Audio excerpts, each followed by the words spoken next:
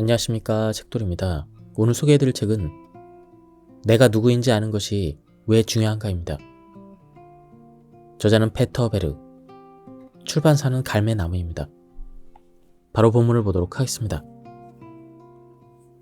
인생의 종착역에서 당신의 임종을 지킬 사람은 광고 회사도, 선생님도, 회사 사장님도 아니다. 인생의 마지막 날 당신 곁에는 오직 한 사람, 당신만이 남는다. 당신만이 곁을 지키며 차분한 목소리로 잘 살았냐고, 많은 경험을 했냐고, 사랑하고 웃었냐고 물을 것이다. 당신은 물을 것이다. 평생 무엇을 기다렸냐고, 무엇을 위해 그렇게 뼈 빠지게 일했냐고, 진실로 살았냐고. 나는 당신을 흔들어 깨우고 싶다. 큰일이 일어나기 전에 사람들의 잠을 깨우고 싶다. 정신과 진단서에 번아웃, 우울증, 불안장애 같은 글자가 적히기 전에 말이다. 그런 상황에서 다시 힘을 내어 일어서기가 얼마나 고통스럽고 힘든지 나는 누구보다 잘 알고 있다. 스스로 사랑하지 못하여 타인도 사랑하지 못하다. 지구의 현 상태는 우리 마음을 비추는 거울이다. 수많은 사람이 의식도 하지 못한 채 불안과 두려움과 분노와 탐욕을 마음에 담고 살면서 바깥 세상에서 수많은 것들을 파괴한다. 우리는 자신을 사랑하지 못하기에 세상과 주변 사람들도 사랑하지 않고 함부로 대한다. 그래서 지치고 고된 몸을 이끌고 꾸역꾸역 출근해서는 그 짜증을 동료들에게 퍼붓는다.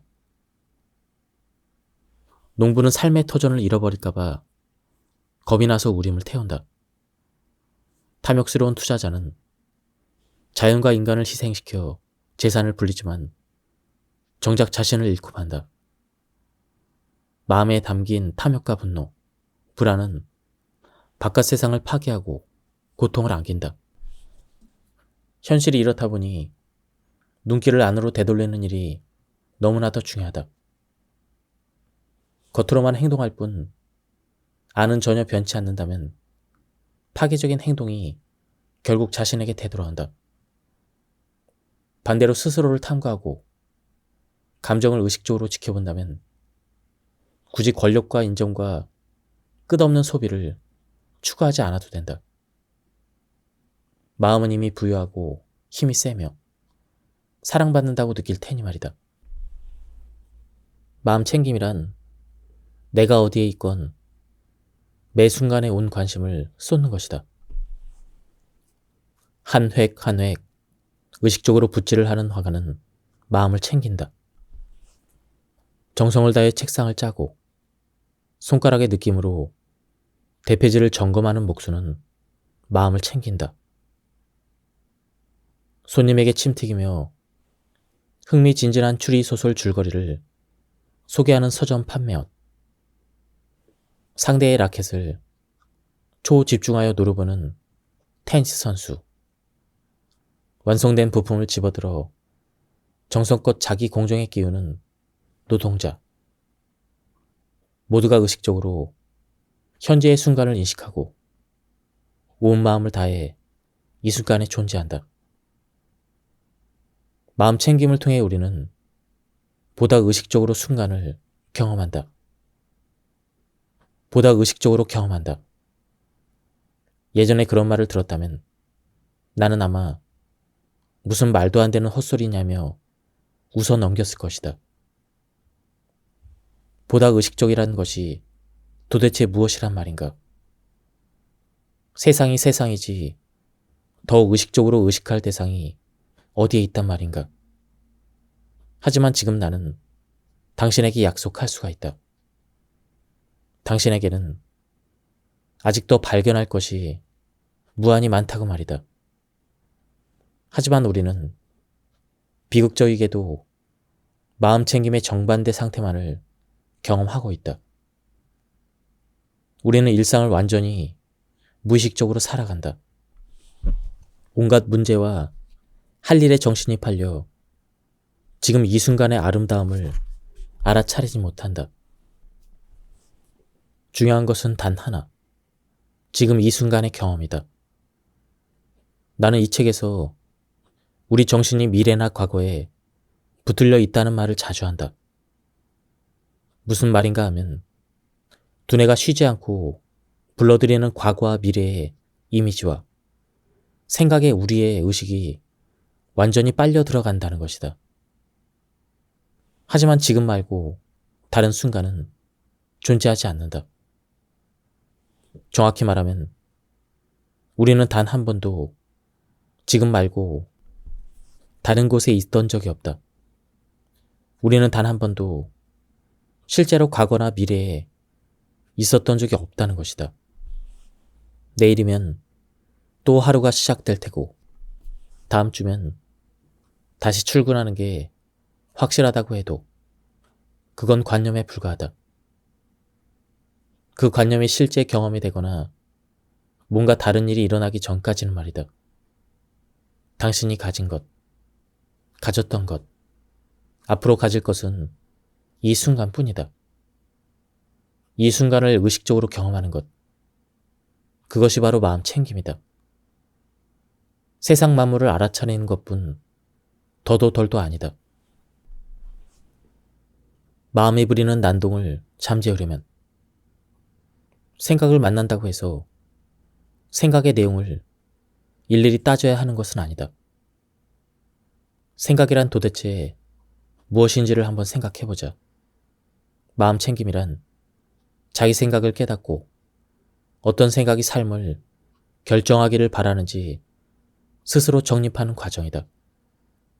불교에서는 마음을 원숭이에 비유한다. 정말로 그렇지 않은가?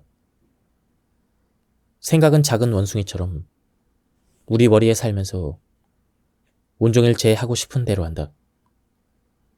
이 문제에서 저 문제로 뛰어다니고 따분하면 소란을 피우고 딴짓을 하다가 뭔가 뜻대로 안 되면 난동을 부려 골칫거리를 만든다.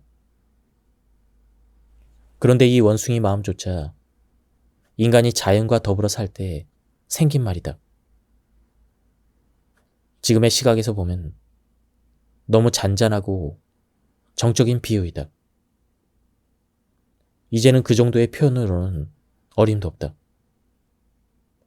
소비사회에서 각종 미디어의 채찍질이 난무하고 무엇을 해도 못마땅한 불만에 쫓기며 허둥지둥 바쁘게 살아가는 21세기에는 크게 숨쉴 여유조차 없다. 원숭이 마음은 엄청나게 자라나 마약 먹은 킹콩이 되고 쉬지 않고 자신을 파괴하며 난동을 피운다. 우리는 평화를 바란다. 하지만 우리는 킹콩에게 안 그래도 넘쳐나는 것을 더 주고 있다. 더 많은 소셜미디어, 더 많은 압박, 더 많은 요구를 퍼준다. 더 많이 창조하고 더 많이 달성하려 하며 더 능률을 올리고 더 많이 비교한다. 그렇게 하면 언젠가 만족을 느낄 수 있을 거라는 기대를 품고서 그렇게 살아간다. 하지만 결국 그 모든 것은 킹콩을 더 자극할 뿐이다. 킹콩을 다시 원숭이로 만들려면, 잘 달래서 말 잘 듣는 하인으로 삼으려면 일단 녀석을 자세히 알아야 한다. 어마어마하게 큰 고릴라가 사는 신비의 섬을 떠난다고 상상해보자. 당신은 녀석을 관찰하고 연구할 임무를 맡았다. 녀석이 종일 무엇을 하는지, 어떻게 해야 차분해지고 어떻게 하면 덜 날뛰는지, 학자이자 모험가가 돼서 녀석을 건드리거나 방해하지 않고 가만히 바라보기만 한다. 모험가가 멀리서 킹콩을 연구하듯 당신도 당신의 생각을 관찰할 수가 있다. 그것이 어디서 와서 어디로 가는지, 어떻게 난동을 부리고 어떤 문제를 일으키는지 관찰해보자. 관찰하면 깨어 맑아질 것이므로 서서히 이 킹콩의 성품을 깨닫게 된다. 분별하는 마음. 아마도 가장 먼저 당신의 마음이 쉬지 않고 모든 것을 분별하려 한다는 사실을 깨달을 것이다. 지금 이 구절을 읽으면서도 분별한다. 그래, 맞는 말이야. 혹은 뭔 말도 안 되는 소리야. 이렇게 말이다.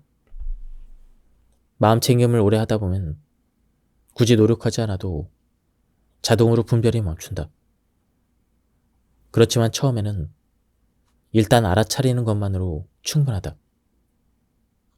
굳이 분별을 멈추려 애쓰지 않아도 된다. 분별하고 있다는 사실을 알아차리기만 해도 변화는 시작된다.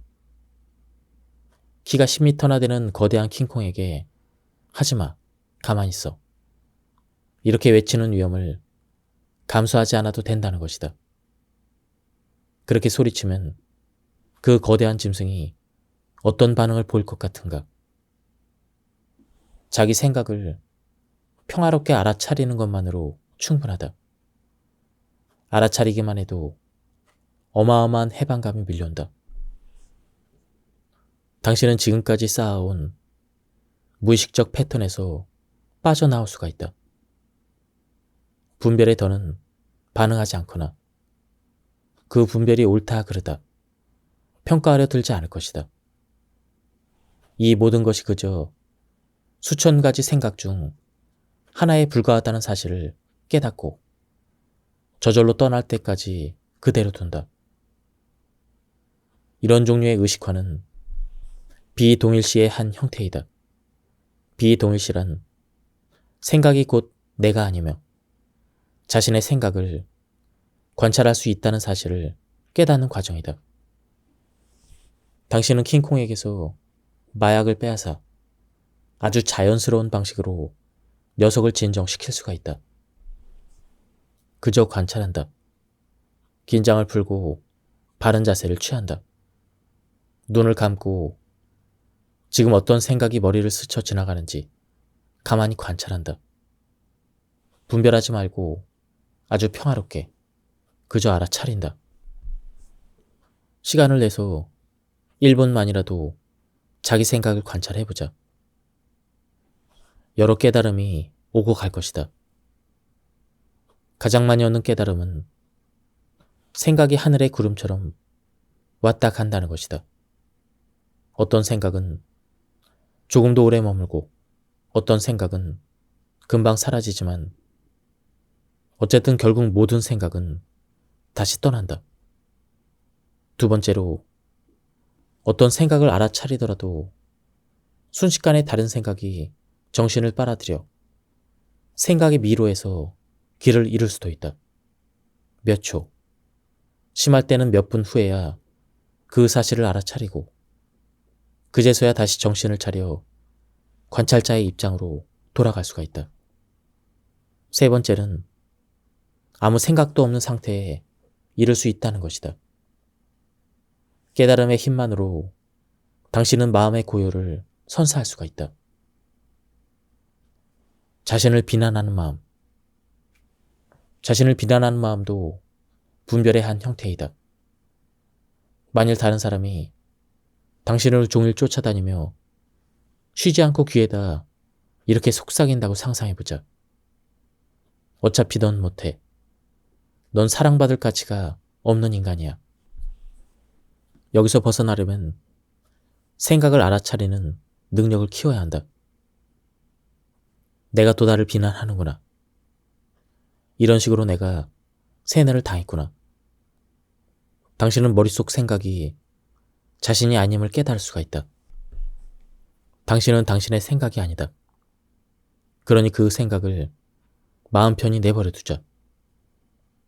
생각을 하늘의 구름처럼 바라보는 것만으로 이미 충분하다. 해묵은 생각과 신념을 떨쳐내도록 도와주는 기술에는 여러 가지가 있다. 나 역시 온갖 방법을 배워 실천해 보았다. 하지만 어찌된 일인지 늘 뭔가 부족하다는 느낌을 지울 수가 없었다. 대부분의 사람은 수십만 가지 각인을 머리에 담고 살지만 그 사실을 의식하지 못한다. 그저 자신이 경험한 현실만을 진실이라 믿는다. 당시 나 역시 내가 배운 심리학 도구로 내담자들과 열심히 맹점을 찾았지만 정작 가장 기본적인 기초가 부족했다. 의식을 확장하여 스스로 자기 무의식에 깊이 들어가는 능력. 불교의 교리는 이렇게 표현해 볼 수가 있다. 윤회에서 벗어나는 길은 의식이다. 의식은 모든 변화의 열쇠이다. 의식은 깨달음으로 가는 길이다. 의식은 해방으로 가는 길이다. 의식은 집으로 가는 길이다. 의식은 당신이다. 마음에 확신이 박혀있다는 사실을 깨달으면 무엇을 할 수 있을까? 아주 간단하다. 그 사실을 의식하라. 자괴감에 각인된 마음의 목소리를 인식하라. 의식에 머물라. 당신이 자신과 생각을 동일시하는지, 그 생각을 믿는지 관찰하라. 의식의 빛이 확신이라는 어둠의 힘을 빼앗을 것이다. 눈을 감고 무의식적으로 살면 각인이 당신의 삶을 밀어붙인다. 반대로 눈을 뜨면 당신이 각인과 생각을 의식하고 그로써 새로운 결단을 내릴 수 있는 자유를 얻는다. 일상생활에서 건강하지 못한 생각을 의식한다면 이미 당신은 가장 중요한 걸음을 내디딘 셈이다. 그러면 속으로 이렇게 말하게 된다. 재미있네. 또 생각이 떠올랐어. 저건 진실이 아니야. 그러니 그냥 보낼 거야.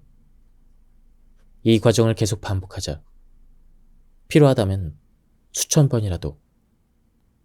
무엇이든 한 번으로 금방 완벽해지지 않는다. 산에서 크게 소리를 지르면 메아리가 돌아오는 것과 같다. 동일시를 멈춰서 먹이를 주지 않으면 생각도 서서히 작아지다가 결국 사라질 것이다. 생각을 긍정적으로 바꾼다. 부정적인 각인을 정반대로 바꾸는데 의식적이고 창조적인 마음을 활용해보자. 가령 나는 쓸모없는 인간이야. 이런 생각이 들면 속으로 이렇게 반박을 해보자. 재미있네. 저 말은 사실이 아니야. 난 꽤 괜찮은 사람이야. 당신의 머리에 가장 자주 떠오르는 부정적인 생각이 무엇인지 적어보자. 그 생각을 긍정적인 생각으로 바꿔보자. 생각이 괴롭힐 때 어떻게 해야 할까? 의식이 생각을 깨닫는다. 의식이 열쇠이다. 이 모든 요구와 문제와 기분을 당신은 의식할 수가 있다. 당신은 의식이다. 두뇌는 도구에 불과하다. 우리는 도구와 자신을 완전히 동일시하여 생각을 믿고 문제를 쫓아다닌다. 지금 당장 해결할 수 없는 문제일수록 더더욱 매달린다. 그러나 모든 것을 알아차릴 뿐 반응하지 않아도 된다는 사실을 깨달을 때 자유가 찾아온다. 그토록 영원하는 자유, 진정한 자유이다. 처음에는 조용한 순간에만 가능할 것이다. 일상에 쫓기고 스트레스에 시달리다 보면 자신을 관찰자로 의식하지 못하고 무의식적인 각인대로 반응한다. 그렇다고 실망하지 말자. 지극히 정상적인 반응이다. 훈련을 반복하다 보면 밀려드는 자극과 반응 사이에 시간의 틈이 늘어난다. 현명한 결정을 내릴 수 있는 시간이 늘어나는 셈이다. 자기 두뇌를 보다 창조적으로 활용하는 하나의 방법이다. 또한 부정적인 생각이 나쁜 감정을 불러일으킨다는 사실도 차차 깨닫는다. 분노와 시기심, 슬픔과 외로움은 의식이 빛을 보지 못해서 생긴 해로운 사고 패턴이다. 이처럼 의식화는 가장 중요한 첫걸음이다. 의식화는 부정적인 생각이 해로운 감정을 불러와 스트레스와 불안을 유발하고 결국 유익하지 못한 행동으로 이어진다는 사실을 깨닫는 시작이다. 불건전한 사고의 결과를 의식하고 그것이 나뿐 아니라 주변 사람들, 온 세상의 고통을 안긴다는 사실을 알아차린다. 의식은 곧 해방이다. 패턴을 깨달으면 속수무책으로 그 패턴에 빠지지 않을 테니 말이다. 내가 또 생각하고 있네. 이건 사실이 아니야. 의식화 작업을 자주, 철저히 진행할수록 킹콩은 작은 원숭이로 줄어들 테고 이 원숭이마저 유능한 하인으로 변신할 것이다. 생각을 캐묻는다. 고약한 생각이 들 때마다 그 배후를 캐물으며 진실 여부를 따질 수가 있다. 바이런 케이티가 개발한 더 워크라고 붙인 이 특이한 방법이 특히 인상적이고 효과적이다. 요약하자면 계속 자문하는 것이다. 이 생각이 진짜 맞을까? 머리에서 그렇다는 대답이 나오면 더 파고들며 자문한다. 100% 확신하는가? 이런 식으로 차츰 지금껏 동일시 해온 해묵은 생각에 매달리려 한다는 사실을 깨닫게 된다. 또한 당신이 생각에 매달리면 그 생각이 어떤 고통을 불러오는지 상기해보자. 결과를 의식하면 두뇌는 생각을 놓아주거나 바꿀 준비를 할 테고 당신은 고약한 생각이 제거된 상태가 얼마나 다른지 직접 느껴볼 수가 있다. 그렇게 훈련을 계속하다 보면 언젠가는 생각을 의식하기만 해도 절로 마음 상태가 변한다. 그냥 무시한다. 생각에 대처하는 또 한 가지 방법은 그냥 무시하는 것이다. 생각을 의식하고 사실이 아님을 깨달은 뒤에 10번이나 긍정적인 생각으로 바꾸었음에도 계속해서 당신을 괴롭히는 유독 끈질긴 생각이 있다. 붓다는 그런 끈질긴 생각은 그냥 무시하라고 가르쳤다. 생각이 나타나면 잠깐 인지는 하되 오래 붙들지 말아야 한다. 일이건 대화이건 지금 중요한 일에 초점을 맞춘다. 생각이 또 떠오르거든 다시 잠시 인지하고 바로 무시한다. 이런 인지와 무시의 과정은 정신 훈련이기도 하다. 예전 같았으면 정신이 온 힘을 다해서 자기 생각을 관찰했을 것이다. 당신은 생각의 말을 믿고 행동하거나 기분이 안 좋아졌을 것이다. 당신이 이성을 왕좌에서 내쫓고 하인의 임무를 맡긴 지금조차도 이성은 여전히 많은 것을 중요시한다. 하지만 당신의 의식은 이제 충분히 자신이 원하는 바를 결정할 수가 있다. 생각에게 에너지를 줄지 말지는 오직 당신의 결정이다. 생각은 마음이 듣는 하나의 대상에 불과하다. 당신이 내면에서 인지하는 청각적인 인상에 불과한 것이다. 그런데 본질적인 생각은 바깥에서 들은 말과 자신을 구분하지 못한다. 그 인상에 에너지를 줄 때, 더 나아가 그것과 자신을 동일시할 때 생각은 권력을 휘두른다.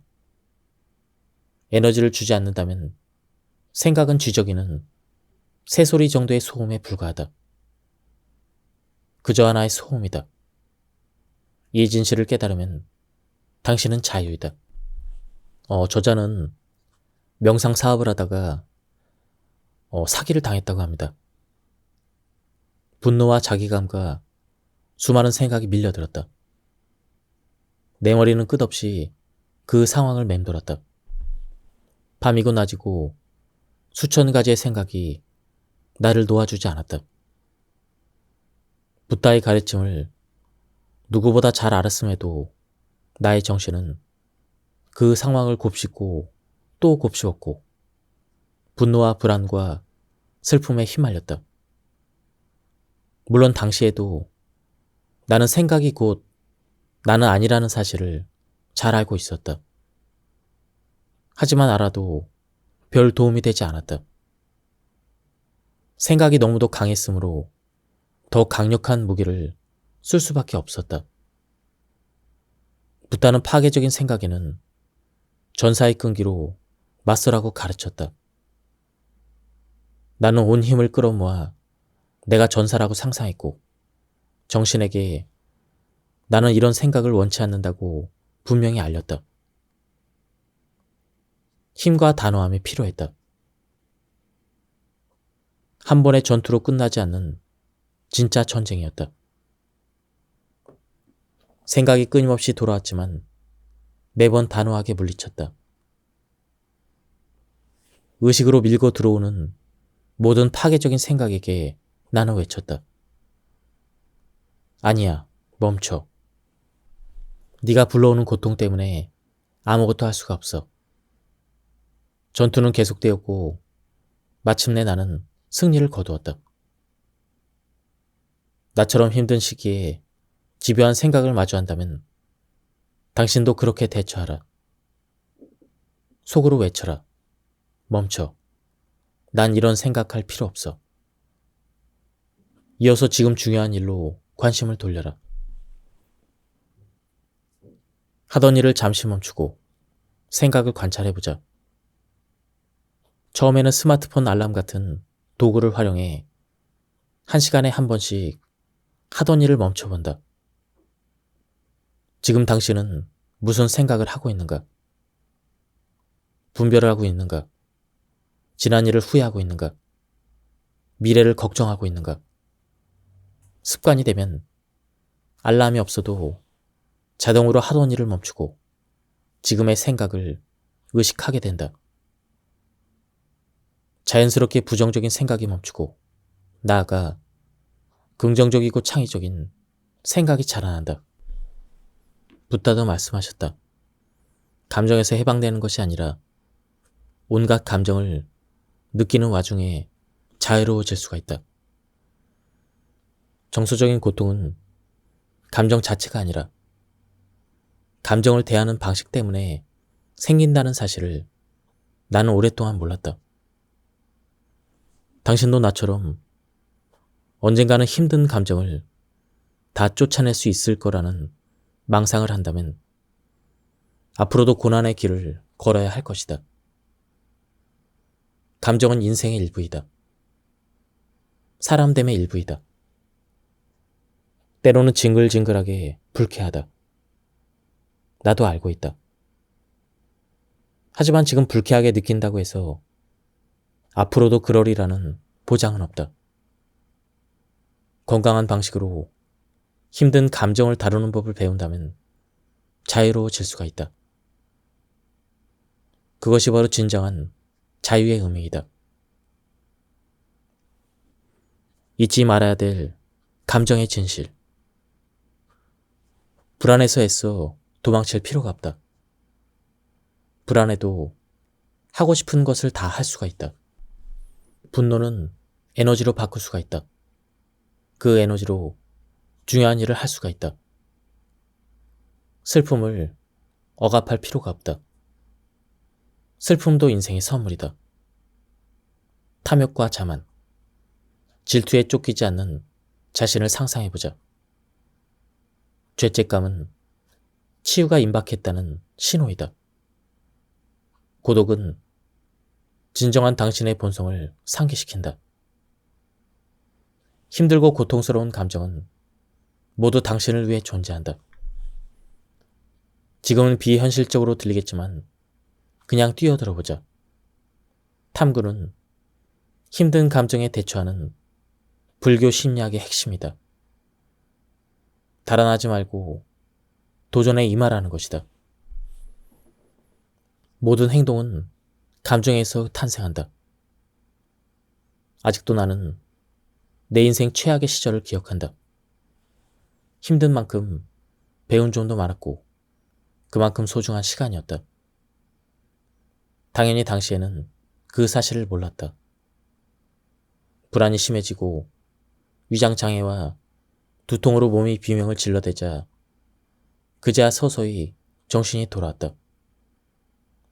나는 마침내 질문을 던지기 시작했다. 나는 왜 이 모든 일을 하는 걸까?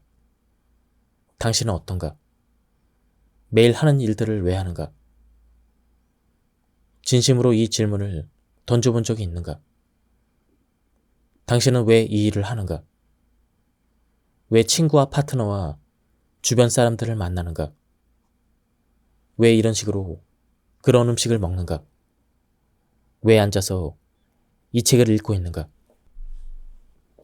이 질문에 시간을 내어주자. 쪽지를 꺼내서 대답을 적어보자. 겉핥기로 그치지 말고 더 깊이 들어가 보자. 도움이 될 마법의 주문은 바로 왜라는 질문이다. 간단히 예를 들어보자.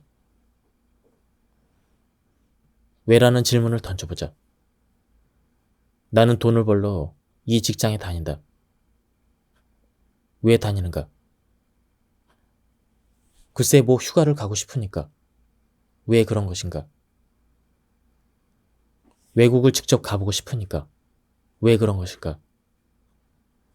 그럼 행복하고 자유로우니까. 당신은 자유와 행복을 경험하고 싶은 것이다. 요약하면 당신이 하는 모든 일에는 두 가지 이유가 있다. 아침에 일어나서 이를 닦고 차를 타고 출근하는 이유. 사람을 만나고 온갖 일을 하는 이유는 딱 두 가지이다. 당신이 하거나 하지 않는 모든 일에 두 가지 이유. 긍정적인 경험을 하고 싶다. 고통스러운 감정을 피하고 싶다. 난 또 뭐 대단한 발견이라고. 처음엔 그런 생각이 들 것이다. 하지만 장담하건대 이 말의 진정한 의미를 깨닫는다면 당신의 인생도 긍정적으로 바뀔 것이다. 당신은 모든 일을, 정말로 모든 일을 감정 때문에 한다. 감정이 없다면 당신은 한 발짝도 움직이지 않을 것이다. 감정이 없다면 연필과 볼펜 중 하나를 고를 수도 없다. 한 일화를 살펴보자. 엘리엇은 뇌 수술을 받고 감정을 잃었고 더불어 판단력도 상실했다. 수술 전에는 친구들 사이에서 인기가 많았고 직장에서도 승승장구했으며 충실한 남편이자 다정한 아버지였다. 그런 그가 수술을 받은 후에는 어떤 방송을 들어야 할지 결정하지 못하고 몇 시간이나 라디오 앞에 우두커니 앉아 있었다. 맡은 업무를 처리하지 못해 회사에서도 잘렸고 말도 안 되는 사업에 투자를 해서 돈을 몽땅 날렸으며 결국 아내와도 헤어졌다. 가족이 결사 반대했던 여자와 재혼했지만 얼마 못 가서 다시 이혼했다. 삶 전체가 서서히 무너졌다. 종량을 제거한 그의 두뇌는 감정을 담당하는 내 부위와 소통을 하지 못했다. 다마지오는 엘리엇의 감정이 차가워졌다고 표현했다. 엘리엇은 아무 감정 없이 자기 사연을 털어놓았다. 슬픔도, 분노도, 기쁨도 없었다. 감정과 함께 직감도 잃었다. 사람은 자료를 분석하여 이성적이고 객관적인 결정을 내리기 전에 이미 직감으로 판단을 마친다. 엘리엇은 직감의 목소리를 들을 수 없었다. 모든 것이 똑같은 느낌으로 다가왔기 때문이다. 엘리엇의 살해 연구는 센세이션을 불러일으켰다. 당시만 해도 인간은 오직 이성에 근거하여 판단을 내린다는 견해가 지배적이었다. 나 역시 다르지 않았다. 내가 매일 하는 일들을 왜 하는지 나의 이성은 수천 가지 이유를 들이밀었다. 회사에서 압박을 주니까, 성공하고 싶으니까. 감정은 회방꾼일 뿐이었다. 그래서 나는 감정을 억압하거나 회피하는 데 최선을 다했다. 하지만 감정은 우리 몸을 움직이는 에너지이다. 감정을 차단하면 감정은 유리병에 갇힌 말벌처럼 폭력도 마다하지 않고 난동을 부리며 탈출하려 한다. 투사는 아주 많이 사용되는 또 한 가지 감정 대처 전략이다. 내가 느끼는 이 비참한 기분은 타인 탓이다. 남편이 잘못했다. 그렇게 부탁했는데 또 쓰레기 봉투를 안 들고 나갔다. 상사가 잘못이다. 내가 그토록 열심히 했는데도 칭찬 한마디를 안 한다. 정치인이 잘못이다. 민생에는 관심이 없고 당파 싸움만 한다. 겉으로 보면 다 맞는 말이다. 하지만 투사 전략은 중요한 사실을 모르게 생긴다. 외부의 인지와 감정 반응 사이에 분별이라는 아주 중요한 요인이 있다는 사실이다. 화도, 슬픔도, 불안도, 시기심도 다 당신이 만든다. 투사 전략은 파괴력이 어마어마하다. 모든 싸움과 갈등은 물론이고 인류사의 모든 전쟁은 결국 상대가 잘못이라는 기분에서 시작되었다. 억눌러 온 불안이 어느 사이에 분노나 증오, 시기로 표출된다. 그러니 불안도 그저 지나가는 감정에 불과하다는 사실을 인류가 깨닫는다면 이 세상은 평화와 기쁨이 넘치는 낙원이 될 것이다. 자신의 감정을 책임진다. 혹시라도 자기 감정을 남 탓으로 여기지 않는지 한번 곰곰이 생각해보자. 집에서, 회사에서, 친구들 사이에서 혹시 남 탓을 하지 않는가? 다음 단계로 당신이 자기 감정을 타인에게 투사한다는 사실을 의식해보자. 자기 감정에 책임을 지는 것은 자유로 가는 큰 걸음이다. 정직하게 감정을 경험하고 그 선물을 받을지 말지는 당신의 선택이다. 그뿐 아니라 감정으로 괴로워할지 말지도 당신의 선택이다. 고통은 앞으로도 늘 있을 것이다. 고통은 생존 보장이라는 중대한 임무를 다하기 위해 만들어진 진화의 산물이다. 그러나 당신이 고통으로 괴로워할지 말지는 전혀 다른 요인에 달려있다. 신젯 영은 2016년 깨달음의 과학에서 멋진 방정식을 선보였다. 괴로움은 고통 곱하기 저항이라는 것이다.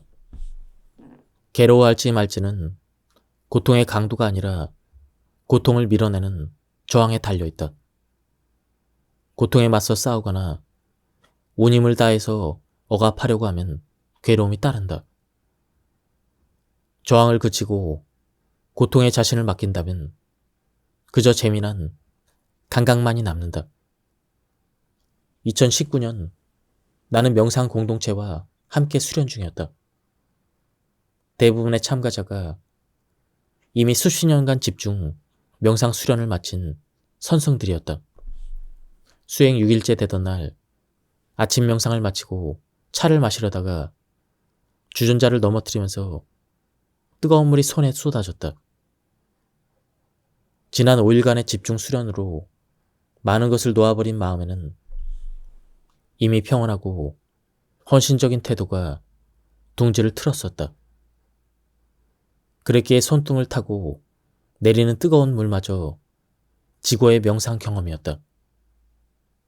너무도 조용하게 전혀 서두르지 않고 나는 주전자를 다시 식탁에 올려놓았다. 옆에 계시던 스님이 차분하게 행주를 들고 와 조심스럽게 바닥에 쏟아진 물을 훔쳤다. 왼편의 다른 스님이 부드럽게 내 손을 잡아서 수도꼭지에서 흘러내리는 차가운 물에 갖다 대었다. 나를 포함해 그 누구도 감정적으로 반응하지 않았다. 모두가 마음의 평화를 유지해야 했다. 괴로움 대신 감각만이 있었다. 이 문장을 쓰는 지금 나는 인정하지 않을 수 없다. 나의 차분한 태도는 분명 선순들과 깊은 명상 체험이 미친 영향이었다. 괴롭지 않아도 된다는 진리를 몸소 경험하게 해준 그 일은 참으로 흥미로웠고 앞으로도 그럴 것이다. 일상생활을 하면서 규칙적으로 물어보자. 나는 의식하는가? 이 간단한 질문은 당신의 정신에 보내는 초대장이다. 외부와 내면의 대상들에서 벗어나 자신의 원천, 그 자체로 행하라는 초대장이다. 그럴 때 어떤 일이 일어나는지 한번 살펴보자. 나는 의식하는가? 이 질문은 하나의 생각이다. 생각에 이어 멈춤의 순간이 따라오고 그 순간 당신의 의식은 자신을 의식한다. 하지만 대부분의 경우 번개처럼 빠르게 또 하나의 생각이 따라온다. 위의 질문에 예 혹은 아니오로 대답하는 생각이다. 의식이 일어나는 그 짧은 고요의 순간에 무슨 일이 일어나는지를 경험하는 것이야말로 명상의 최고 경지이다. 두 생각, 이 사이 찰나에 나는 누구인가라는 질문에 응하는 소리도 없고 모양도 없는 대답이 존재한다. 너무 복잡하다 싶거든 일단 무시하자. 다른 무엇보다 당신이 가장 잘 알고 가장 익숙하며 가장 친밀한 것, 즉 단순한 나는 또는 존재함을 찾아보면 된다.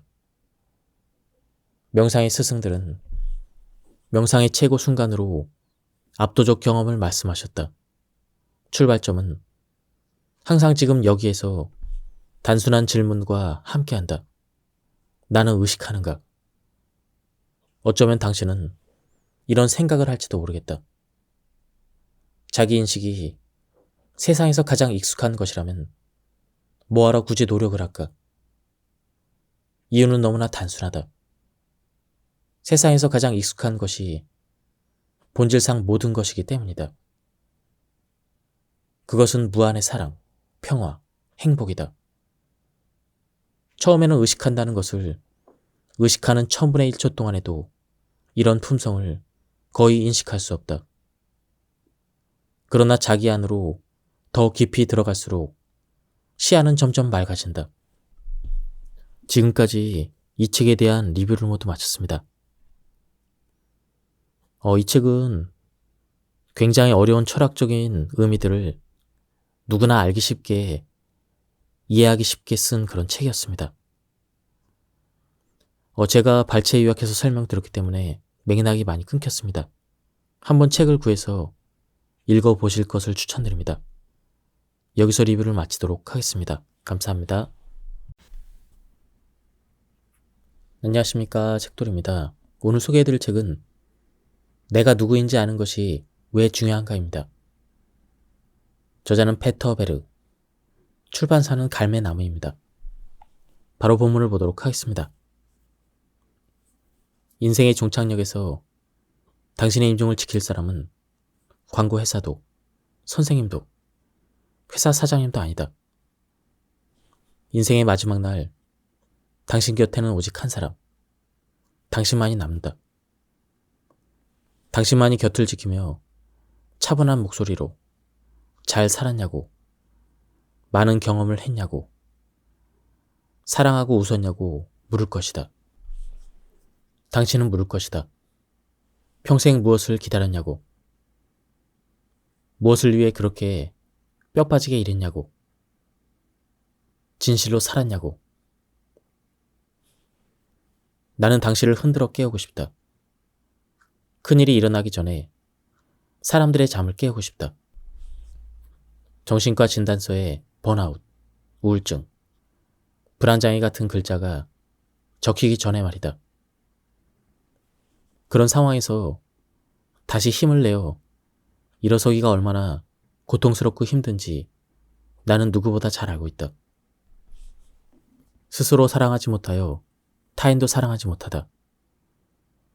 지구의 현 상태는 우리 마음을 비추는 거울이다. 수많은 사람이 의식도 하지 못한 채 불안과 두려움과 분노와 탐욕을 마음에 담고 살면서 바깥 세상에서 수많은 것들을 파괴한다. 우리는 자신을 사랑하지 못하기에 세상과 주변 사람들도 사랑하지 않고 함부로 대한다. 그래서 지치고 고된 몸을 이끌고 꾸역꾸역 출근해서는 그 짜증을 동료들에게 퍼붓는다. 농부는 삶의 터전을 잃어버릴까봐 겁이 나서 우림을 태운다. 탐욕스러운 투자자는 자연과 인간을 희생시켜 재산을 불리지만 정작 자신을 잃고 만다. 마음에 담긴 탐욕과 분노, 불안은 바깥 세상을 파괴하고 고통을 안긴다. 현실이 이렇다 보니 눈길을 안으로 되돌리는 일이 너무나도 중요하다. 겉으로만 행동할 뿐 안은 전혀 변치 않는다면 파괴적인 행동이 결국 자신에게 되돌아온다. 반대로 스스로를 탐구하고 감정을 의식적으로 지켜본다면 굳이 권력과 인정과 끝없는 소비를 추구하지 않아도 된다. 마음은 이미 부유하고 힘이 세며 사랑받는다고 느낄 테니 말이다. 마음 챙김이란 내가 어디에 있건 매 순간에 온 관심을 쏟는 것이다. 한 획 한 획 의식적으로 붓질을 하는 화가는 마음을 챙긴다. 정성을 다해 책상을 짜고 손가락의 느낌으로 대패지를 점검하는 목수는 마음을 챙긴다.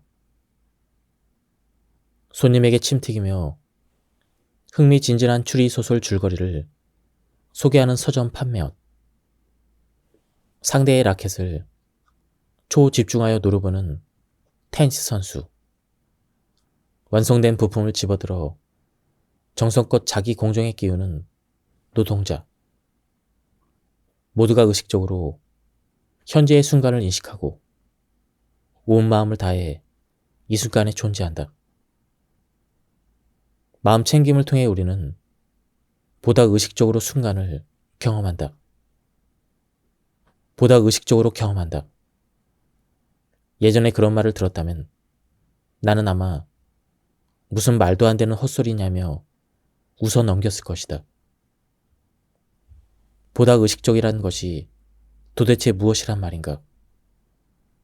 세상이 세상이지 더 의식적으로 의식할 대상이 어디에 있단 말인가? 하지만 지금 나는 당신에게 약속할 수가 있다. 당신에게는 아직도 발견할 것이 무한히 많다고 말이다. 하지만 우리는 비극적이게도 마음 챙김의 정반대 상태만을 경험하고 있다. 우리는 일상을 완전히 무의식적으로 살아간다. 온갖 문제와 할 일에 정신이 팔려 지금 이 순간의 아름다움을 알아차리지 못한다. 중요한 것은 단 하나, 지금 이 순간의 경험이다. 나는 이 책에서 우리 정신이 미래나 과거에 붙들려 있다는 말을 자주 한다. 무슨 말인가 하면 두뇌가 쉬지 않고 불러들이는 과거와 미래의 이미지와 생각에 우리의 의식이 완전히 빨려 들어간다는 것이다. 하지만 지금 말고 다른 순간은 존재하지 않는다. 정확히 말하면 우리는 단 한 번도 지금 말고 다른 곳에 있던 적이 없다. 우리는 단 한 번도 실제로 과거나 미래에 있었던 적이 없다는 것이다.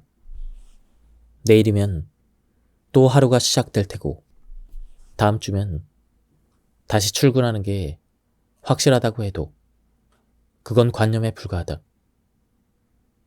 그 관념이 실제 경험이 되거나 뭔가 다른 일이 일어나기 전까지는 말이다. 당신이 가진 것, 가졌던 것, 앞으로 가질 것은 이 순간뿐이다. 이 순간을 의식적으로 경험하는 것, 그것이 바로 마음 챙김이다. 세상 만물을 알아차리는 것뿐 더도 덜도 아니다. 마음이 부리는 난동을 잠재우려면 생각을 만난다고 해서 생각의 내용을 일일이 따져야 하는 것은 아니다. 생각이란 도대체 무엇인지를 한번 생각해보자. 마음 챙김이란 자기 생각을 깨닫고 어떤 생각이 삶을 결정하기를 바라는지 스스로 정립하는 과정이다. 불교에서는 마음을 원숭이에 비유한다. 정말로 그렇지 않은가? 생각은 작은 원숭이처럼 우리 머리에 살면서 온종일 제 하고 싶은 대로 한다. 이 문제에서 저 문제로 뛰어다니고 따분하면 소란을 피우고 딴짓을 하다가 뭔가 뜻대로 안 되면 난동을 부려 골칫거리를 만든다. 그런데 이 원숭이 마음조차 인간이 자연과 더불어 살 때 생긴 말이다. 지금의 시각에서 보면 너무 잔잔하고 정적인 비유이다. 이제는 그 정도의 표현으로는 어림도 없다. 소비사회에서 각종 미디어의 채찍질이 난무하고 무엇을 해도 못마땅한 불만에 쫓기며 허둥지둥 바쁘게 살아가는 21세기에는 크게 숨쉴 여유조차 없다.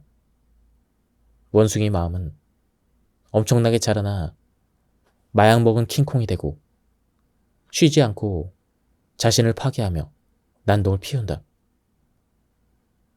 우리는 평화를 바란다. 하지만 우리는 킹콩에게 안 그래도 넘쳐나는 것을 더 주고 있다. 더 많은 소셜미디어, 더 많은 압박, 더 많은 요구를 퍼준다. 더 많이 창조하고 더 많이 달성하려 하며 더 능률을 올리고 더 많이 비교한다. 그렇게 하면 언젠가 만족을 느낄 수 있을 거라는 기대를 품고서 그렇게 살아간다. 하지만 결국 그 모든 것은 킹콩을 더 자극할 뿐이다. 킹콩을 다시 원숭이로 만들려면, 잘 달래서 말 잘 듣는 하인으로 삼으려면 일단 녀석을 자세히 알아야 한다. 어마어마하게 큰 고릴라가 사는 신비의 섬을 떠난다고 상상해보자. 당신은 녀석을 관찰하고 연구할 임무를 맡았다.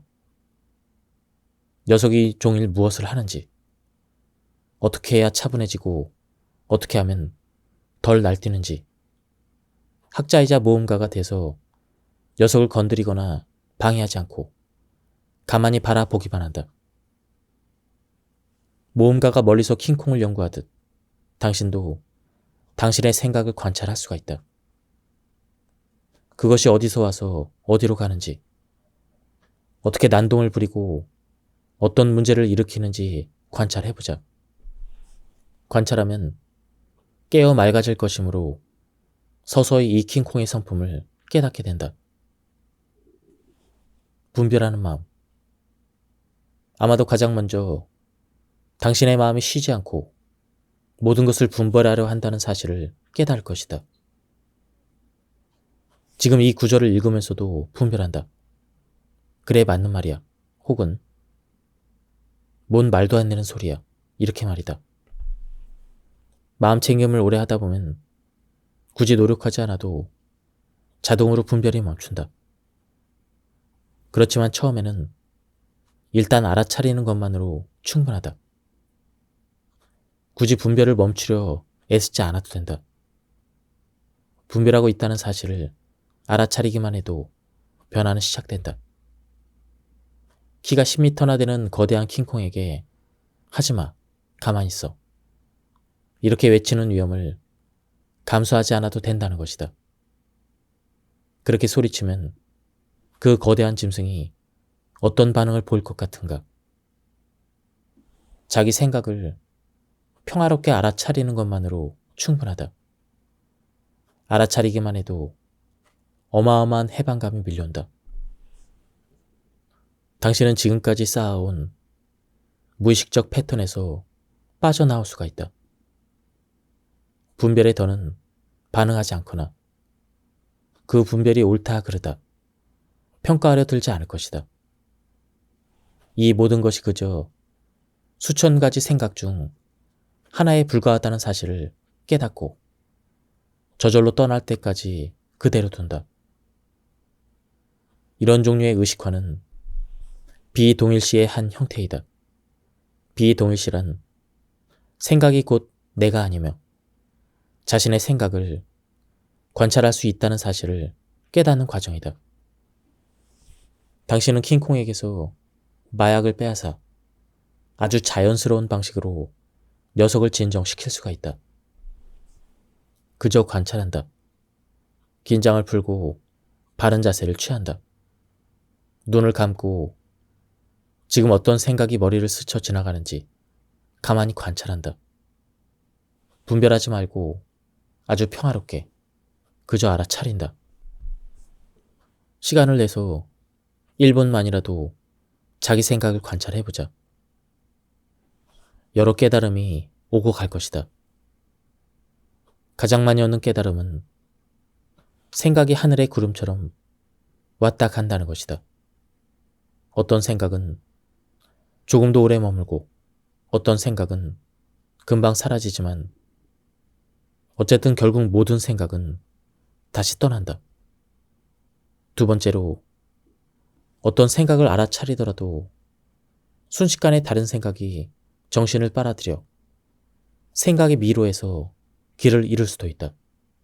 몇 초, 심할 때는 몇 분 후에야 그 사실을 알아차리고 그제서야 다시 정신을 차려 관찰자의 입장으로 돌아갈 수가 있다. 세 번째는 아무 생각도 없는 상태에 이를 수 있다는 것이다. 깨달음의 힘만으로 당신은 마음의 고요를 선사할 수가 있다. 자신을 비난하는 마음. 자신을 비난하는 마음도 분별의 한 형태이다. 만일 다른 사람이 당신을 종일 쫓아다니며 쉬지 않고 귀에다 이렇게 속삭인다고 상상해보자. 어차피 넌 못해. 넌 사랑받을 가치가 없는 인간이야. 여기서 벗어나려면 생각을 알아차리는 능력을 키워야 한다. 내가 또 나를 비난하는구나. 이런 식으로 내가 세뇌를 당했구나. 당신은 머릿속 생각이 자신이 아님을 깨달을 수가 있다. 당신은 당신의 생각이 아니다. 그러니 그 생각을 마음 편히 내버려 두자. 생각을 하늘의 구름처럼 바라보는 것만으로 이미 충분하다. 해묵은 생각과 신념을 떨쳐내도록 도와주는 기술에는 여러 가지가 있다. 나 역시 온갖 방법을 배워 실천해보았다. 하지만 어찌된 일인지 늘 뭔가 부족하다는 느낌을 지울 수가 없었다. 대부분의 사람은 수십만 가지 각인을 머리에 담고 살지만 그 사실을 의식하지 못한다. 그저 자신이 경험한 현실만을 진실이라 믿는다. 당시 나 역시 내가 배운 심리학 도구로 내담자들과 열심히 맹점을 찾았지만 정작 가장 기본적인 기초가 부족했다. 의식을 확장하여 스스로 자기 무의식에 깊이 들어가는 능력. 불교의 교리는 이렇게 표현해 볼 수가 있다. 윤회에서 벗어나는 길은 의식이다. 의식은 모든 변화의 열쇠이다. 의식은 깨달음으로 가는 길이다. 의식은 해방으로 가는 길이다. 의식은 집으로 가는 길이다. 의식은 당신이다. 마음에 확신이 박혀있다는 사실을 깨달으면 무엇을 할 수 있을까? 아주 간단하다. 그 사실을 의식하라. 자괴감에 각인된 마음의 목소리를 인식하라. 의식에 머물라. 당신이 자신과 생각을 동일시하는지, 그 생각을 믿는지 관찰하라. 의식의 빛이 확신이라는 어둠의 힘을 빼앗을 것이다. 눈을 감고 무의식적으로 살면 각인이 당신의 삶을 밀어붙인다. 반대로 눈을 뜨면 당신이 각인과 생각을 의식하고 그로써 새로운 결단을 내릴 수 있는 자유를 얻는다. 일상생활에서 건강하지 못한 생각을 의식한다면 이미 당신은 가장 중요한 걸음을 내디딘 셈이다. 그러면 속으로 이렇게 말하게 된다. 재미있네. 또 생각이 떠올랐어. 저건 진실이 아니야. 그러니 그냥 보낼 거야. 이 과정을 계속 반복하자.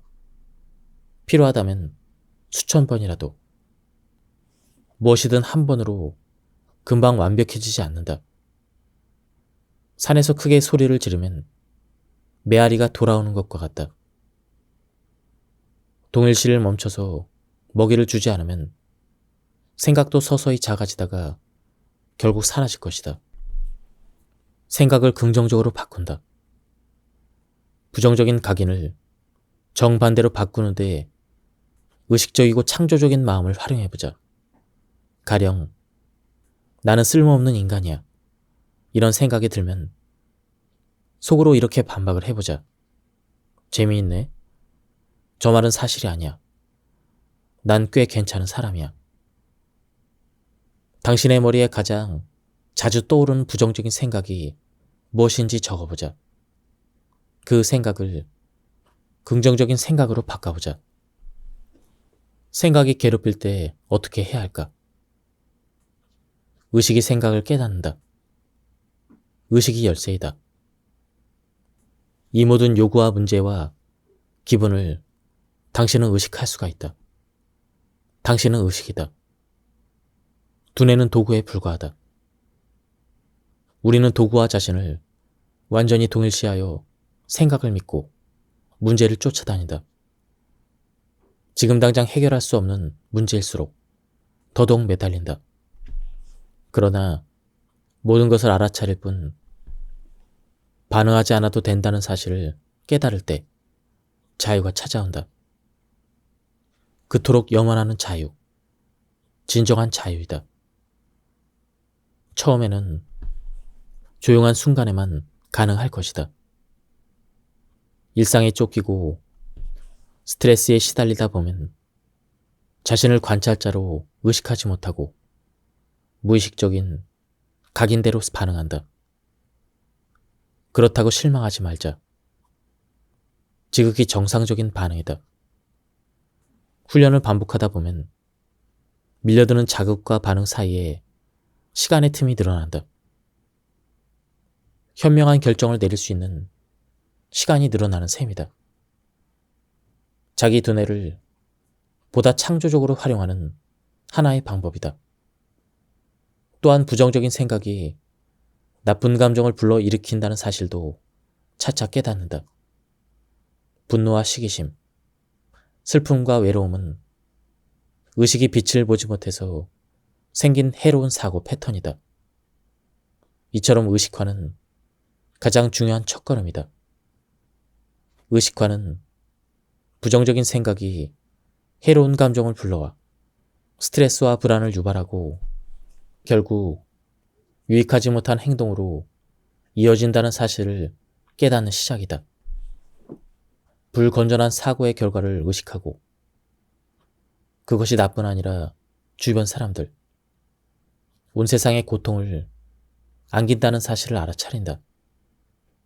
의식은 곧 해방이다. 패턴을 깨달으면 속수무책으로 그 패턴에 빠지지 않을 테니 말이다. 내가 또 생각하고 있네. 이건 사실이 아니야. 의식화 작업을 자주, 철저히 진행할수록 킹콩은 작은 원숭이로 줄어들 테고 이 원숭이마저 유능한 하인으로 변신할 것이다. 생각을 캐묻는다. 고약한 생각이 들 때마다 그 배후를 캐물으며 진실 여부를 따질 수가 있다. 바이런 케이티가 개발한 더 워크라고 붙인 이 특이한 방법이 특히 인상적이고 효과적이다. 요약하자면 계속 잠은 하는 것이다. 이 생각이 진짜 맞을까? 머리에서 그렇다는 대답이 나오면 더 파고들며 잠을 한다. 100% 확신하는가? 이런 식으로 차츰 지금껏 동일시해온 해묵은 생각에 매달리려 한다는 사실을 깨닫게 된다. 또한 당신이 생각에 매달리면 그 생각이 어떤 고통을 불러오는지 상기해보자. 결과를 의식하면 두뇌는 생각을 놓아주거나 바꿀 준비를 할 테고 당신은 고약한 생각이 제거된 상태가 얼마나 다른지 직접 느껴볼 수가 있다. 그렇게 훈련을 계속하다 보면 언젠가는 생각을 의식하기만 해도 절로 마음 상태가 변한다. 그냥 무시한다. 생각에 대처하는 또 한 가지 방법은 그냥 무시하는 것이다. 생각을 의식하고 사실이 아님을 깨달은 뒤에 10번이나 긍정적인 생각으로 바꾸었음에도 계속해서 당신을 괴롭히는 유독 끈질긴 생각이 있다. 붓다는 그런 끈질긴 생각은 그냥 무시하라고 가르쳤다. 생각이 나타나면 잠깐 인지는 하되 오래 붙들지 말아야 한다. 일이건 대화이건 지금 중요한 일에 초점을 맞춘다. 생각이 또 떠오르거든 다시 잠시 인지하고 바로 무시한다. 이런 인지와 무시의 과정은 정신 훈련이기도 하다. 예전 같았으면 정신이 온 힘을 다해서 자기 생각을 관찰했을 것이다. 당신은 생각의 말을 믿고 행동하거나 기분이 안 좋아졌을 것이다. 당신이 이성을 왕좌에서 내쫓고 하인의 임무를 맡긴 지금조차도 이성은 여전히 많은 것을 중요시한다. 하지만 당신의 의식은 이제 충분히 자신이 원하는 바를 결정할 수가 있다. 생각에게 에너지를 줄지 말지는 오직 당신의 결정이다. 생각은 마음이 듣는 하나의 대상에 불과하다. 당신이 내면에서 인지하는 청각적인 인상에 불과한 것이다. 그런데 본질적인 생각은 바깥에서 들은 말과 자신을 구분하지 못한다. 그 인상에 에너지를 줄 때, 더 나아가 그것과 자신을 동일시할 때 생각은 권력을 휘두른다. 에너지를 주지 않는다면 생각은 쥐저기는 새소리 정도의 소음에 불과하다. 그저 하나의 소음이다. 이 진실을 깨달으면 당신은 자유이다. 저자는 명상 사업을 하다가 사기를 당했다고 합니다. 분노와 자기감과 수많은 생각이 밀려들었다. 내 머리는 끝없이 그 상황을 맴돌았다. 밤이고 낮이고 수천 가지의 생각이 나를 놓아주지 않았다. 붓다의 가르침을 누구보다 잘 알았음에도 나의 정신은 그 상황을 곱씹고 또 곱씹었고 분노와 불안과 슬픔에 휘말렸다. 물론 당시에도 나는 생각이 곧 나는 아니라는 사실을 잘 알고 있었다. 하지만 알아도 별 도움이 되지 않았다. 생각이 너무도 강했으므로 더 강력한 무기를 쓸 수밖에 없었다. 붓다는 파괴적인 생각에는 전사의 끈기로 맞서라고 가르쳤다. 나는 온 힘을 끌어모아 내가 전사라고 상상했고 정신에게 나는 이런 생각을 원치 않는다고 분명히 알렸다. 힘과 단호함이 필요했다. 한 번의 전투로 끝나지 않는 진짜 전쟁이었다. 생각이 끊임없이 돌아왔지만 매번 단호하게 물리쳤다. 의식으로 밀고 들어오는 모든 파괴적인 생각에게 나는 외쳤다. 아니야, 멈춰. 네가 불러오는 고통 때문에 아무것도 할 수가 없어. 전투는 계속되었고 마침내 나는 승리를 거두었다. 나처럼 힘든 시기에 집요한 생각을 마주한다면 당신도 그렇게 대처하라. 속으로 외쳐라. 멈춰. 난 이런 생각할 필요 없어. 이어서 지금 중요한 일로 관심을 돌려라. 하던 일을 잠시 멈추고 생각을 관찰해보자. 처음에는 스마트폰 알람 같은 도구를 활용해 1시간에 한 번씩 하던 일을 멈춰본다. 지금 당신은 무슨 생각을 하고 있는가? 분별을 하고 있는가? 지난 일을 후회하고 있는가? 미래를 걱정하고 있는가? 습관이 되면 알람이 없어도 자동으로 하던 일을 멈추고 지금의 생각을 의식하게 된다. 자연스럽게 부정적인 생각이 멈추고 나아가 긍정적이고 창의적인 생각이 자라난다.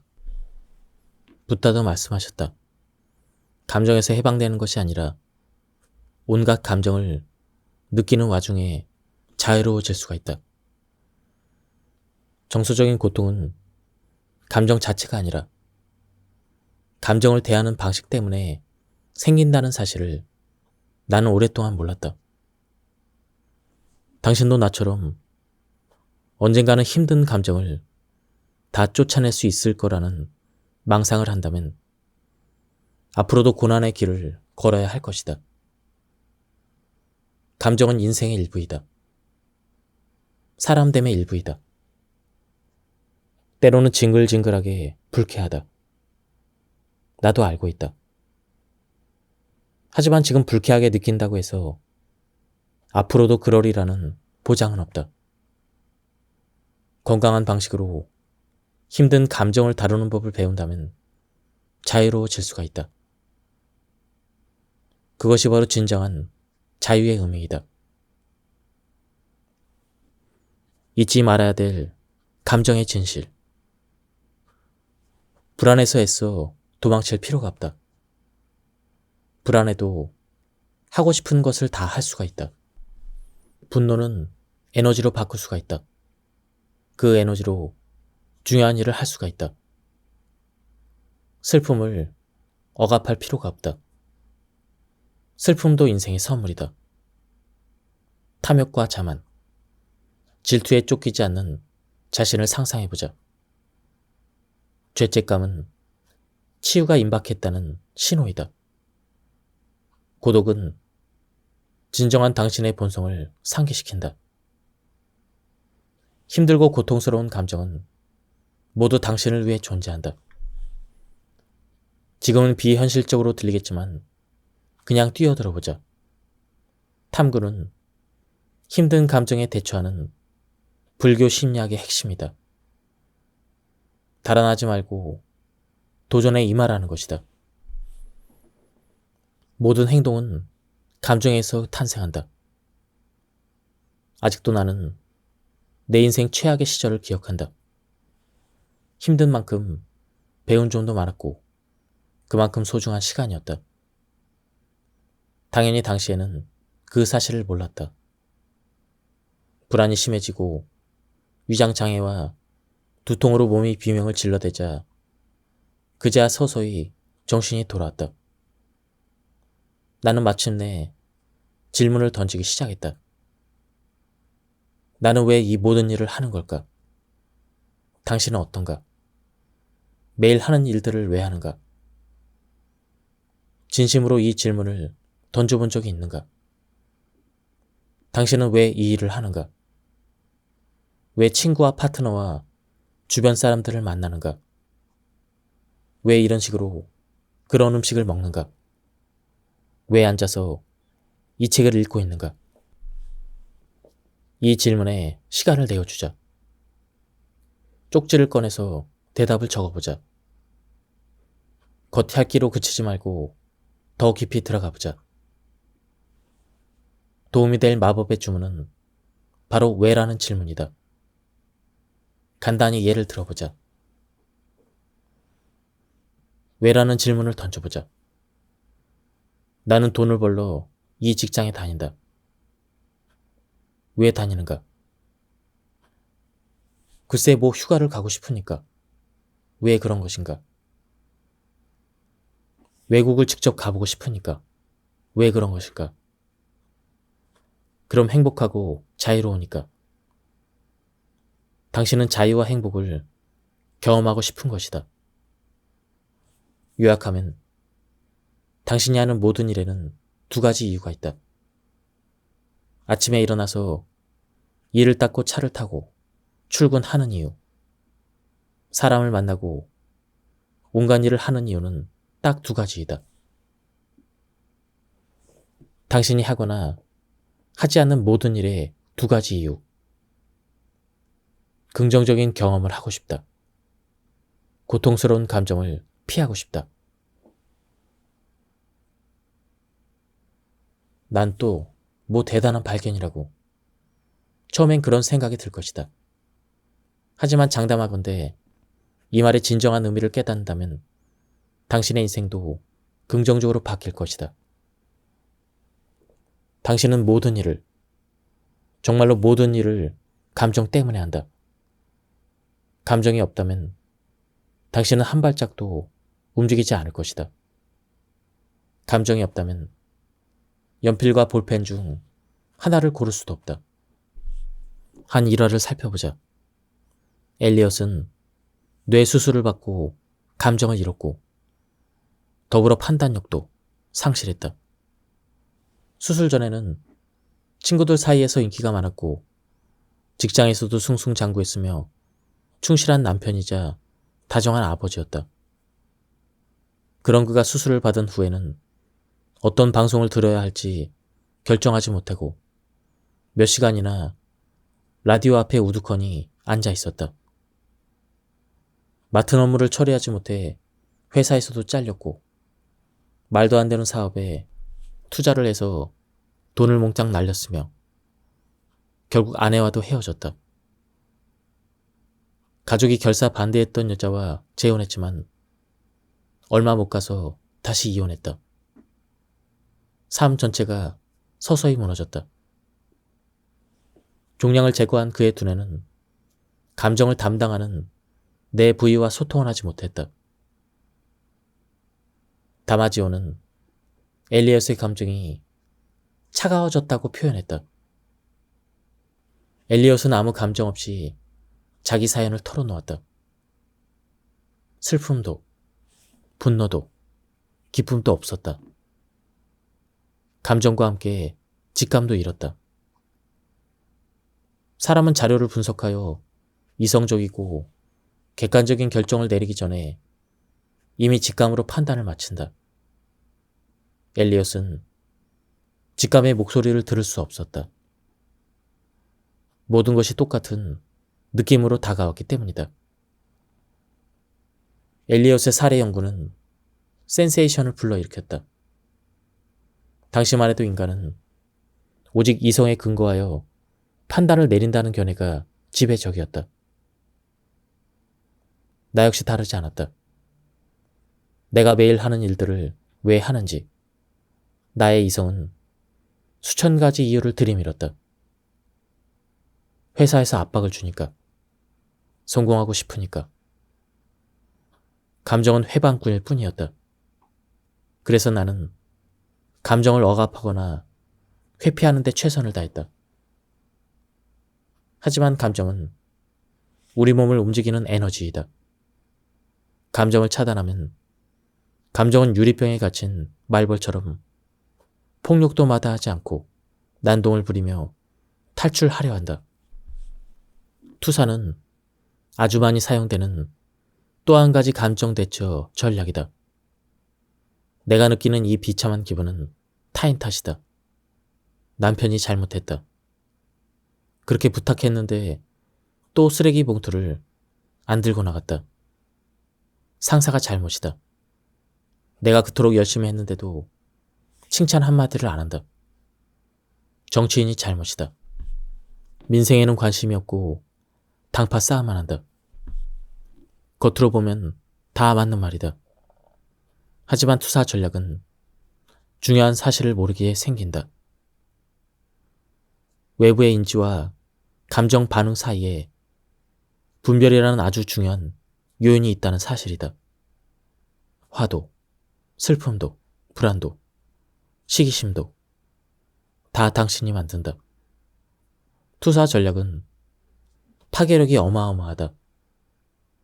모든 싸움과 갈등은 물론이고 인류사의 모든 전쟁은 결국 상대가 잘못이라는 기분에서 시작되었다. 억눌러 온 불안이 어느 사이에 분노나 증오, 시기로 표출된다. 그러니 불안도 그저 지나가는 감정에 불과하다는 사실을 인류가 깨닫는다면 이 세상은 평화와 기쁨이 넘치는 낙원이 될 것이다. 자신의 감정을 책임진다. 혹시라도 자기 감정을 남 탓으로 여기지 않는지 한번 곰곰이 생각해보자.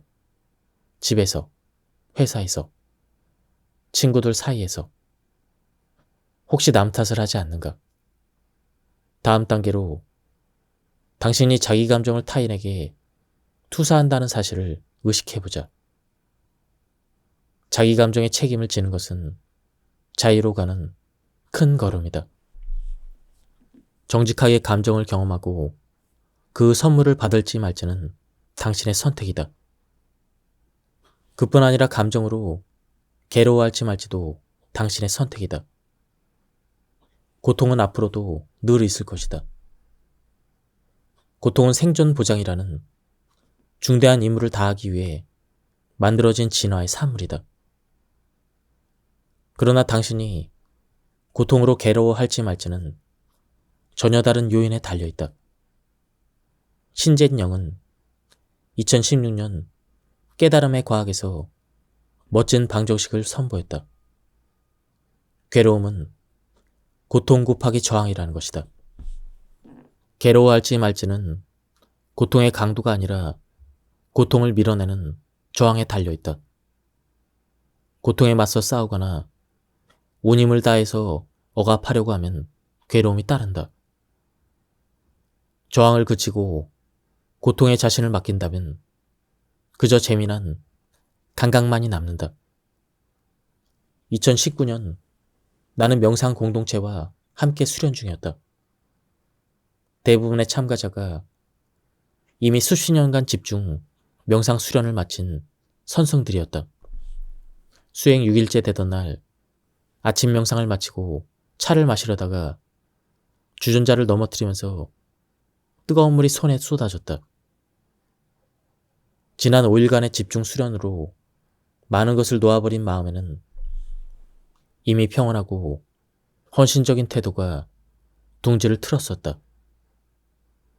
그랬기에 손등을 타고 내리는 뜨거운 물마저 지고의 명상 경험이었다. 너무도 조용하게 전혀 서두르지 않고 나는 주전자를 다시 식탁에 올려놓았다. 옆에 계시던 스님이 차분하게 행주를 들고 와 조심스럽게 바닥에 쏟아진 물을 훔쳤다. 왼편의 다른 스님이 부드럽게 내 손을 잡아서 수도꼭지에서 흘러내리는 차가운 물에 갖다 대었다. 나를 포함해 그 누구도 감정적으로 반응하지 않았다. 모두가 마음의 평화를 유지해야 했다. 괴로움 대신 감각만이 있었다. 이 문장을 쓰는 지금 나는 인정하지 않을 수 없다. 나의 차분한 태도는 분명 선순들과 깊은 명상 체험이 미친 영향이었다. 괴롭지 않아도 된다는 진리를 몸소 경험하게 해준 그 일은 참으로 흥미롭고 앞으로도 그럴 것이다. 일상생활을 하면서 규칙적으로 물어보자. 나는 의식하는가? 이 간단한 질문은 당신의 정신에 보내는 초대장이다. 외부와 내면의 대상들에서 벗어나 자신의 원천, 그 자체로 행하라는 초대장이다. 그럴 때 어떤 일이 일어나는지 한번 살펴보자. 나는 의식하는가? 이 질문은 하나의 생각이다. 생각에 이어 멈춤의 순간이 따라오고 그 순간 당신의 의식은 자신을 의식한다. 하지만 대부분의 경우 번개처럼 빠르게 또 하나의 생각이 따라온다. 위의 질문에 예 혹은 아니오로 대답하는 생각이다. 의식이 일어나는 그 짧은 고요의 순간에 무슨 일이 일어나는지를 경험하는 것이야말로 명상의 최고 경지이다. 두 생각, 이 사이 찰나에 나는 누구인가라는 질문에 응하는 소리도 없고 모양도 없는 대답이 존재한다. 너무 복잡하다 싶거든 일단 무시하자. 다른 무엇보다 당신이 가장 잘 알고 가장 익숙하며 가장 친밀한 것, 즉 단순한 나는 또는 존재함을 찾아보면 된다. 명상의 스승들은 명상의 최고 순간으로 압도적 경험을 말씀하셨다. 출발점은 항상 지금 여기에서 단순한 질문과 함께한다. 나는 의식하는가? 어쩌면 당신은 이런 생각을 할지도 모르겠다. 자기 인식이 세상에서 가장 익숙한 것이라면 뭐하러 굳이 노력을 할까? 이유는 너무나 단순하다. 세상에서 가장 익숙한 것이 본질상 모든 것이기 때문이다. 그것은 무한의 사랑, 평화, 행복이다. 처음에는 의식한다는 것을 의식하는 1000분의 1초 동안에도 이런 품성을 거의 인식할 수 없다. 그러나 자기 안으로 더 깊이 들어갈수록 시야는 점점 맑아진다. 지금까지 이 책에 대한 리뷰를 모두 마쳤습니다. 이 책은 굉장히 어려운 철학적인 의미들을 누구나 알기 쉽게 이해하기 쉽게 쓴 그런 책이었습니다. 제가 발췌 요약해서 설명드렸기 때문에 맥락이 많이 끊겼습니다. 한번 책을 구해서 읽어보실 것을 추천드립니다. 여기서 리뷰를 마치도록 하겠습니다. 감사합니다.